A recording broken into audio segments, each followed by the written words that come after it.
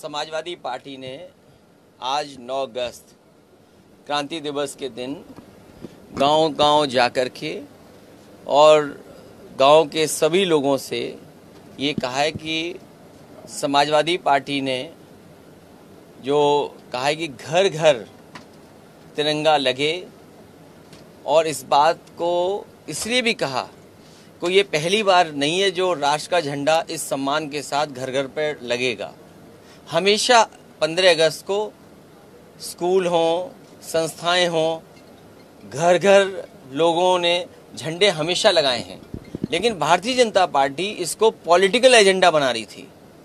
और 9 अगस्त का दिन वो दिन है जिस दिन ये फैसला लिया गया था कि अंग्रेज़ों को भारत छोड़ना है। कभी 1942 में आज ही के दिन न जाने कितनी गिरफ्तारियां हुई होंगी, और उस समय के स्वतंत्रता सेनानी, उस समय के महापुरुष, उस समय के नेता, उस समय के आम जनता ने मिलकर के भारत को आज़ादी दिलाने के लिए लड़ाई लड़ने का काम किया। इसलिए समाजवादी पार्टी ने 9 अगस्त को तय किया है कि हम सभी गांव में समाजवादी कार्यकर्ता और जनता से अपील करेंगे कि राष्ट्र का झंडा लगाएं अपने घर पर और सम्मान के साथ 15 अगस्त भी मनाएं। बीजेपी इसे नकल बता रही है, कह रही है कि ये तो नकल है राष्ट्रवाद दिखाने का। नकल आखिरकार बीजेपी इसलिए कर रही है क्योंकि कभी भी भारतीय जनता पार्टी की जो मुख्य पार्टी है उसने भारत का झंडा नहीं लगाया और भारत के झंडे का विरोध किया। कई वर्षों उन्होंने अपनी संस्था पे भारत का झंडा नहीं लगाया। भारतीय जनता पार्टी के उस संगठन ने भारत की आज़ादी में भी कोई बड़ी भूमिका नहीं निभाई। इसलिए अपनी शर्म छिपाने के लिए जिन्होंने कभी राष्ट्र के झंडे का सम्मान न किया हो, इसलिए जानबूझ करके और तमाम जो बुनियादी मुद्दे उनसे ध्यान हटाने के लिए ये घर घर तिरंगा का फैसला लिया है। आज देश में बेरोजगारी है, महंगाई है, 2G के और 5G में क्या फ़र्क है? 2G पे तो भ्रष्टाचार कह रहे थे, आज 5G कितने में ऑक्शन हो गई। उत्तर प्रदेश की जो कानून व्यवस्था है, इनके भारतीय जनता पार्टी का नेता उसको मंत्री बचा रहे थे, विधायक बचा रहे थे, उनके सांसद बचा रहे थे। अगर सरकार इनकी थी तो आखिरकार उसको बचा कौन रहा था? जो एक महिला के साथ क्या व्यवहार किया था इसने। तो ये भारतीय जनता पार्टी अपनी नाकामी छिपाने के लिए घर घर तिरंगा लगाने का काम कर रही है। समाजवादियों ने हमेशा 9 अगस्त मनाया है, समाजवादियों ने हमेशा 15 अगस्त मनाया है। जितनी खुशी से हम 15 अगस्त मनाते हैं उससे ज़्यादा खुशी से 9 अगस्त समाजवादियों ने हमेशा मनाया है। सर, बिहार में बीजेपी को बाहर करने की कवायद चल रही है सरकार से, आप क्या समझते हैं कि संभव हो पाएगा? ये अच्छी शुरुआत है।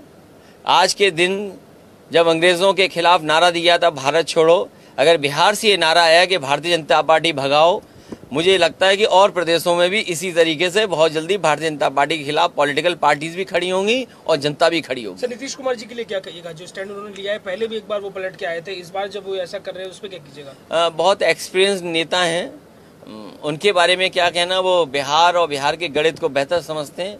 मुझे उम्मीद है कि भारतीय जनता पार्टी को वो छोड़ देंगे। सीएम फेस नीतीश कुमार, तेजस्वी यादव सपा किसको सपोर्ट करेंगे? ये उनके अपने फैसले हैं। गठबंधन में क्या तय होता है, क्योंकि गठबंधन जब बनता है तो बहुत सी चीज़ों पर मिलजुल करके फैसला लेते हैं। मुझे उम्मीद है कि मिलजुल करके कोई ऐसा निर्णय लेंगे जिससे हमेशा भारतीय जनता पार्टी दूर रहेगी। अयोध्या पूर्वांचल में आप अपने आप को मजबूत करने के लिए मुहिम चला रहे हैं और वहीं ओम प्रकाश राजभर तमाम आरोप आप पर लगा रहे हैं। देखिए, उन नेताओं के बारे में मैं कुछ नहीं कह सकता। उन नेताओं के बारे में मैं कुछ नहीं कह सकता। सर, श्रीकांत त्यागी की आज गिरफ्तारी हुई है। आज गिरफ्तारी हुई, उसके बाद कहा गया सरकार के द्वारा कि किसी भी अपराधी को नहीं छोड़ा जाएगा, लेकिन जब आपराधिक इतिहास आया तो 10 से 11 मुकदमे आए, तो उससे जो 307 के भी अपराध में थे, लेकिन कभी गिरफ्तारी नहीं। भारतीय जनता पार्टी तिरंगा को भुला देगी, वो हिंदू मुसलमान पे आ जाएगी।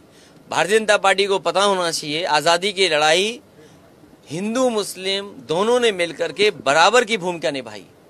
अगर हमारे हिंदू भाइयों ने कुर्बानी दी है तो मुसलमान भाई भी पीछे नहीं हटे, उन्होंने भी बड़े पैमाने पर कुर्बानी दी है। और भारतीय जनता पार्टी का ये अंग्रेजों से सीखा हुआ फार्मूला है, डिवाइड एंड रूल। पहले धर्म में लड़ा दो, जातियों में लड़ा दो, अगर कहीं गठबंधन है तो गठबंधन तोड़ दो, पैसा लगा करके विधायक खरीद लो।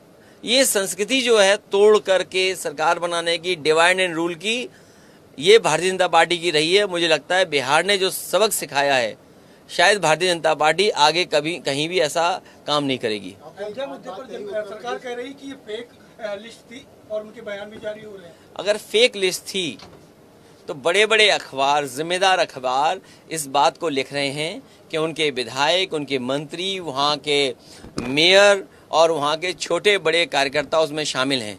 कल ही मैं अयोध्या के बहुत सारे फौजी भाइयों से मिला था। उन फौजी भाइयों से मिला था, कुछ तो वो नौकरी कर रहे हैं, कुछ रिटायर हो गए हैं।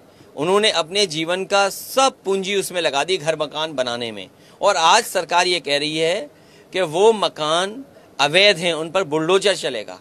सरकार ये बताए आखिरकार प्लॉट कौन बेच रहा था, वहां पर कॉलोनी अवैध किसने बनाई थी? जिसने बनाई थी वो भारतीय जनता पार्टी का है। और अगर रजिस्ट्री हुई है तो सरकार के अधिकारियों ने रजिस्ट्री कैसे कर दी? वो एसडीएम, वो लेखपाल, वो तहसीलदार, वो डिस्ट्रिक्ट मजिस्ट्रेट, वो कमिश्नर, जिन्होंने उस रजिस्ट्री को होने दिया, आखिरकार वो कौन लोग थे? किसकी सरकार थी?